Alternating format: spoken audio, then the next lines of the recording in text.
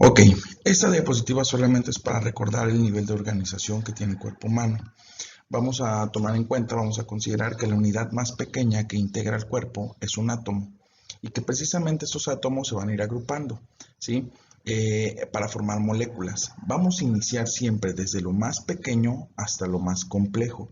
Por eso se llama complejidad ascendente, porque precisamente conforme más se van integrando estas unidades, estas estructuras, van a dar origen a otras de mayor funcionalidad o de mayor calibre. Entonces, en este caso, el átomo se agrupa para formar moléculas, las moléculas se integran para formar otras más grandes que se llaman macromoléculas y que precisamente van a dar origen a los organelos celulares. Ahora, un conjunto de organelos celulares va a conformar a una célula. Y precisamente aquí es donde nosotros hacemos hincapié especial. La célula está considerada como la unidad funcional del cuerpo humano. ¿Qué significa? Que todos los millones de células que nos integran a nosotros realizan funciones esenciales para el adecuado operación de nuestro organismo. Tienen funciones relacionadas con la respiración, con la reproducción, con el metabolismo. Entonces necesitamos nosotros que esas células se agrupen para que puedan formar tejido especializado. Ahora, ese tejido especializado cumple con una función en particular o tienen características que lo hacen similares. Un ejemplo que pudiéramos poner en esta ocasión, el tejido muscular es diferente al tejido digestivo, es diferente al tejido cardíaco, es diferente al tejido nervioso. Entonces, cada tejido tiene una particularidad que lo hace diferente y que precisamente al momento de llevar a cabo su función, se van a entrelazar formando al órgano. Y entonces el órgano cumple con una función específica, ¿sí? Por ejemplo, cada órgano es responsable de una función. Si nosotros estamos hablando del sistema circulatorio, por ejemplo, en el caso del sistema circulatorio, nosotros tenemos al corazón. ¿Cuál es la función del corazón? Bombear sangre, ¿sí? Pero el corazón solito no puede. Necesita de otras estructuras para que puedan llevar a cabo su misión de transportar los nutrientes, de transportar el oxígeno. Por ejemplo, el corazón se ayuda de los pulmones. ¿Por qué? Porque en los pulmones es donde se realiza el intercambio de gases para que pueda la sangre llevar esa oxigenación. Entonces, vamos a ver nosotros que cada órgano cumple con una función específica. Ahora, si hay órganos que comparten funciones, entonces, cuando varios órganos comparten la misma función, se va a formar algo que nosotros conocemos como aparato o sistema. Y entonces, cada vez que estos órganos se agrupan de acuerdo a sus características similares, me van dando origen a diferentes tipos de aparatos o sistemas. Por ejemplo, el aparato locomotor, el aparato digestivo, el aparato circulatorio, el sistema nervioso, el sistema urinario. Entonces, prácticamente todos estos van a formar a la estructura, al individuo, para que cumpla sus diversas funciones. Y entonces, a lo último, el conjunto de órganos, el conjunto de sistemas, de aparatos sistemas, va a dar origen al individuo o a un organismo pluricelular. Bien, ahora, si nosotros pudiéramos quitar capa por capa de los elementos que comprenden al cuerpo humano, veríamos que estamos integrados por varios sistemas que van en capas, por así decirlo, ¿sí? ¿Esto a qué se refiere? Bueno, en la parte externa vamos a tener al órgano protector, al que va a proteger de cualquier incidente, de cualquier eventualidad, y que no solamente protege, sino también tiene una función de regulación, en este caso la regulación de la temperatura corporal. Y tenemos al sistema tegumentario. Y conforme nos vamos adentrando más y más en el organismo, ese es el sistema tegumentario. Y conforme nos vamos adentrando más y más en el organismo, vamos viendo que existen diferentes tejidos especializados para cumplir con funciones diversas. Entonces, aquí es donde precisamente les digo yo, cada aparato y cada sistema cumple con una función específica. Bien, como lo mencionamos, un tejido es un conjunto de células que tienen una misma estructura y una misma función. Solamente para poner algunos ejemplos o para citar algunos ejemplos. El tejido sanguíneo está conformado por células que cumplen con funciones diferentes, pero que comparten la misma utilidad. Por ejemplo, en el caso del tejido sanguíneo está formado por glóbulos rojos, por plaquetas, por leucocitos. y plasma también. Pero ¿cuál es la funcionalidad de todos ellos si cumplen con funciones, si cumplen con actividades diversas? Bueno, la funcionalidad es mantener el equilibrio en la sangre y en los tejidos, ¿sí? A pesar de que cada uno de ellos tiene una función diferente, las actividades que realizan llevan un bien común o tienen un bien común. Por ejemplo, también las neuronas. Existen diferentes tipos de neuronas localizadas en diferentes partes del cuerpo. Algunas reciben estímulos, otras envían impulsos de comunicación y otras realizan actividades. Entonces, todas estas neuronas y todas estas partes que conforman el sistema nervioso van a trabajar en conjunto para coordinar al resto del organismo, y no solamente para coordinarlo, sino también para ejecutar acciones o generar pensamientos y emociones. Por otra parte, el tejido muscular está conformado por múltiples fibras musculares, las cuales reciben el nombre de miofibrillas, y precisamente al momento de que se contraen las miofibrillas, generan una fuerza, generan un esfuerzo que va a permitir al músculo realizar una contracción y por consiguiente que haya movimiento o existe movimiento. Ahora, estos tejidos se van a agrupar y van a conformar estructuras más complejas que van a recibir el nombre de órganos, ¿sí? Un órgano está formado por un conjunto de tejidos que van a realizar una determinada función. Por eso les decía yo, los órganos que comparten funciones se van a agrupar en aparatos y sistemas, pero un órgano no puede realizar la función de otro. Ejemplo, el intestino delgado, que se encarga de absorber los nutrientes, no puede formar parte del sistema nervioso, que tiene áreas motoras, que tiene áreas sensitivas. Al revés, el sistema nervioso no puede formar parte del aparato circulatorio. ¿Por qué razón? Porque el cerebro no se encarga de bombear la sangre. ¿Quién bombea la sangre? La bombea el corazón. Entonces, hay que saber reconocer las individualidades, pero ojo, sí se pueden agrupar órganos que tienen funciones en común, o que mejor dicho, que tienen actividades muy parecidas. Ejemplo, el estómago con el intestino me van a formar al aparato digestivo. Entonces, así se van agrupando hasta formar todos los aparatos que conforman al cuerpo humano. Bien, ¿y qué es un aparato? Bueno, pues un aparato es la agrupación de órganos con el objetivo de realizar funciones vitales en el organismo, entre los que nosotros encontramos al aparato respiratorio, tenemos al aparato circulatorio, tenemos al aparato nervioso y al aparato digestivo, ¿sí? Ese es el aparato respiratorio, ese es el circulatorio, ese es el nervioso y este es el digestivo, que vamos a hablar de sus generalidades en un momento más. Ahora, vemos nosotros ahí una imagen en donde precisamente aparecen los diversos aparatos y sistemas que conforman el cuerpo humano, ¿sí? Hay algunos de ellos que precisamente pueden ser divididos en dos, hay otros que en algunos libros los manejan como uno solo. Por ejemplo, pongo un ejemplo, el urinario y el genital. En algunos libros se maneja como genital y por separado el urinario. Y hay otros que dicen, no, fíjate que son las mismas estructuras, entonces se llaman génito urinario, ¿sí? Bueno, entonces esto permite que se pueda hacer una clasificación de diferentes tipos de aparatos, además que el nombre también va a cambiar un poquito. Bueno, empecemos por la generalidad del primer aparato sistema, que es el sistema tegumentario. ¿Quiénes conforman el sistema tegumentario? Bueno, el sistema tegumentario va a estar formado por la piel y todos sus anexos. ¿Qué significa la palabra anexos? Anexos significan todas las estructuras que se encuentran, se localizan y que dependen de la piel. ¿Como cuáles? La uña, el pelo, el músculo erector del pelo, las glándulas sebáceas, las glándulas sudoríparas, las terminaciones nerviosas que recogen los estímulos, ¿sí? Ahora, ¿cuáles son las funciones del aparato tegumentario? Bueno, dentro de sus funciones tenemos la termorregulación, la protección contra rayos UV o ultravioleta, es un mecanismo de barrera contra agentes físicos, contra agentes químicos, protege contra daños mecánicos y también juega un papel importante en la respuesta sexual humana. Por otro lado, tenemos al sistema musculoesquelético. Es importante saber que el sistema musculoesquelético lo conforman tres sistemas grandes: el sistema esquelético, el sistema muscular y el sistema articular. Esos tres sistemas van a brindar el soporte y el apoyo para el movimiento del cuerpo. Es el sostén, es el medio de sostén. Además de que es el medio de sostén, es la parte mecánica que hace que el cuerpo pueda moverse, ¿sí?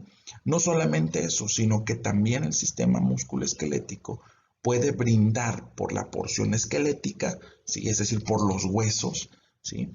Va a brindar protección a los órganos que se localizan dentro de las cavidades. ¿Qué son las cavidades? Bueno, son espacios rodeados por hueso, membrana y músculos, ¿sí?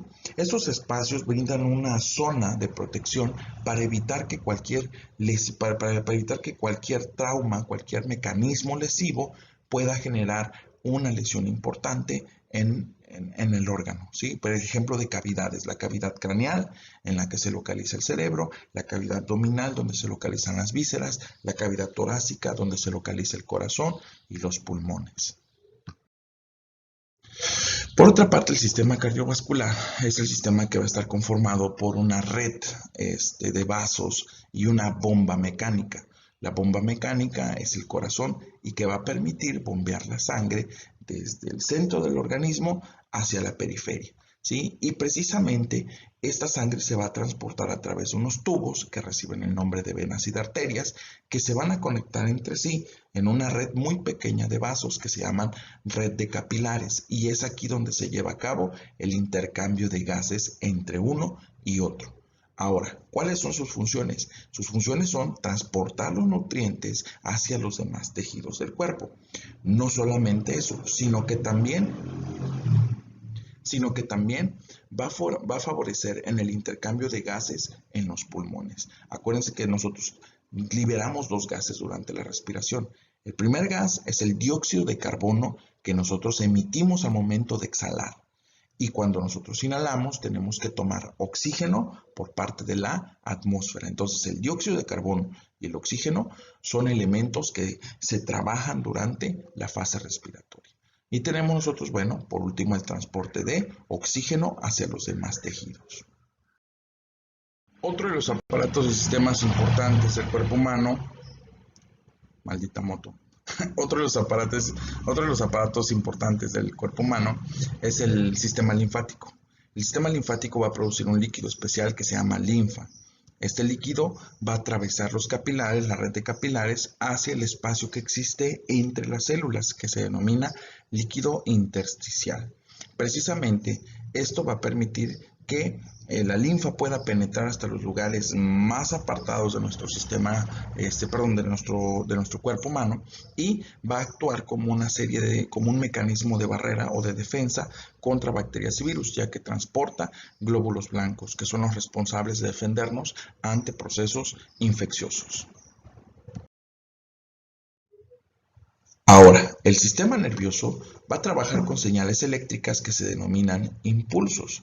Estos impulsos nerviosos, viajan a lo largo de todo el sistema nervioso, produciendo múltiples respuestas o produciendo diferentes acciones. Este sistema se encarga de recibir y de procesar la información sensitiva o sensorial. Sensitiva quiere decir lo que yo puedo percibir o lo que yo puedo sentir. Además de que me va a efectuar una respuesta a ese estímulo o a esa sensación. Va a coordinar las actividades voluntarias e involuntarias. Las voluntarias son aquellas que yo ejecuto en el orden que yo quiera y además cuando yo quiera. Y las involuntarias son aquellas que están programadas de forma automática. Ejemplo, la respiración. Ejemplo, los mecanismos de protección, ¿sí? Ahora, no solamente eso, sino que también es el encargado de generar emociones y pensamientos.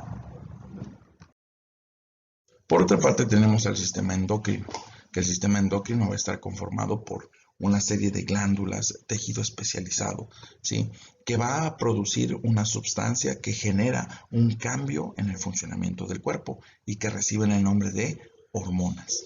Las glándulas son las responsables de la producción de hormonas y estas hormonas van a ayudar a mantener un balance de las funciones metabólicas y no solamente metabólicas, sino también sexuales o en la apariencia de acuerdo al género de cada persona. Es decir, que estas hormonas son encargadas de los caracteres sexuales, tanto femeninos como masculinos y que además van a controlar otro tipo de funciones como el sueño vigilia, el hambre también, ¿sí? O la velocidad metabólica, ¿sí? Que eso es muy importante, la velocidad a la que se biotransforman los nutrientes. Ahora, el aparato respiratorio es el responsable del intercambio de gases durante la respiración. ¿Cuáles gases? Bueno, ya habíamos mencionado, ¿sí? El dióxido de carbono y el oxígeno. Nosotros liberamos dióxido de carbono, el cuerpo obtiene oxígeno de la atmósfera y del aire. A este proceso de intercambio de gases se le llama hematosis. Ahora, el aparato respiratorio se va a dividir en vías aéreas superiores y vías aéreas inferiores. Superiores son las que se encuentran más cercanas a la cavidad nasal, ¿sí? E inferiores son aquellas que se localizan más cercanas a los pulmones. Trabajan a través de un proceso que se denomina mecánica ventilatoria y que tiene dos fases, una fase de inspiración y una fase de expiración. Durante la inspiración se mete el aire para realizar el intercambio y durante la fase de expiración se expulsa el aire para que pueda liberarse el dióxido de carbono. Ahora, en el sistema el sistema urinario, genitourinario son los dos. En el sistema urinario, vamos a ver que tanto el hombre y la mujer comparten las mismas características y los mismos órganos. El único cambio se encuentra en el tamaño de la uretra. En el caso de los hombres, la uretra es más grande. En el caso de las mujeres, la uretra es más pequeña, ¿sí? En esta imagen no se alcanza a apreciar porque estoy aquí yo estorbando con mi video, pero bueno. El sistema urinario está conformado por dos riñones, dos ureteros, una vejiga y una uretra. ¿Sí? Cada uno tiene una función específica que vamos a ver más adelante. ¿Sí? Ahora, ¿cuáles son las funciones generales del sistema urinario? Número uno, va a regular los líquidos dentro del organismo, los líquidos corporales. Acuérdense que nosotros debemos de tener un balance entre lo que ingresa y entre lo que se excreta y que precisamente a esto le llamamos equilibrio hidroelectrolítico. ¿Sí? También va a remover los desechos de los productos que se obtienen del metabolismo. ¿Sí? Es una fábrica que va a desintoxicar a la sangre y por medio del cual se va a llevar a cabo un proceso de filtración, seleccionando lo que sí lo que todavía puede ser utilizable por el organismo de aquello que ya no. Y entonces lo que ya no es utilizable es eliminado a través de un producto que se denomina orina. ¿Sí? Otra de las características es que el sistema urinario va a liberar o va a excretar, mejor dicho, eliminar, ¿sale? Los productos nitrogenados, que son residuos que si se acumulan en el organismo van a generar una toxicidad en el paciente. Ahora, todo esto para mantener el equilibrio hidroelectrolítico. Bien, ahora el sistema digestivo, que es uno de mis favoritos, porque yo como mucho, pero bueno, el sistema digestivo se va a encargar de transformar los alimentos a través de un proceso denominado digestión. Esto para que pueda absorber los nutrientes y para que puedan ser utilizados por los diversos órganos y los diversos tejidos del organismo. Ahora, lo que no sirve va a pasar de manera continua hacia lo que es el intestino grueso, en donde el intestino grueso va a empezar una serie de procesos, entre los que incluye la reabsorción de agua y la fermentación por bacterias, para que pueda formarse lo que conocemos como nosotros como heces o como materia fecal, y que precisamente son los desechos de lo que ya no se va a utilizar y que tiene que ser eliminado de nuestro organismo. Otra parte importante es el aparato reproductor, ¿sale? Este aparato reproductor se va a encargar de producir las células responsables de procrear otro individuo. En el caso de los hombres, el espermatozoide; en el caso de las mujeres, el óvulo. Acuérdense que cuando un óvulo se une con un espermatozoide, lleva a cabo un proceso de fecundación y posteriormente esto va a originar un nuevo individuo, ¿sí? Ahora, también el aparato reproductor es responsable de los cambios físicos de cada género. En el caso de los hombres, el ensanchamiento de los hombros, el cambio de la voz, la aparición de vello facial o de vello corporal, ¿sí? Y las características fenotípicas del género masculino. En cambio, en la mujer, las estructuras propias de la mujer, en este caso los ovarios, se van a encargar del crecimiento de la glándula mamaria, el ensanchamiento de las caderas, el cambio de la voz, no me salió, pero bueno, el cambio de la voz y además de regulación del crecimiento corporal, del crecimiento facial, ¿sale? Es importante saber que en el caso de la mujer es el único que está facultado para la procreación de un nuevo individuo, ¿ok? Es decir, permite que se desarrolle dentro de ella un nuevo individuo, un nuevo ser.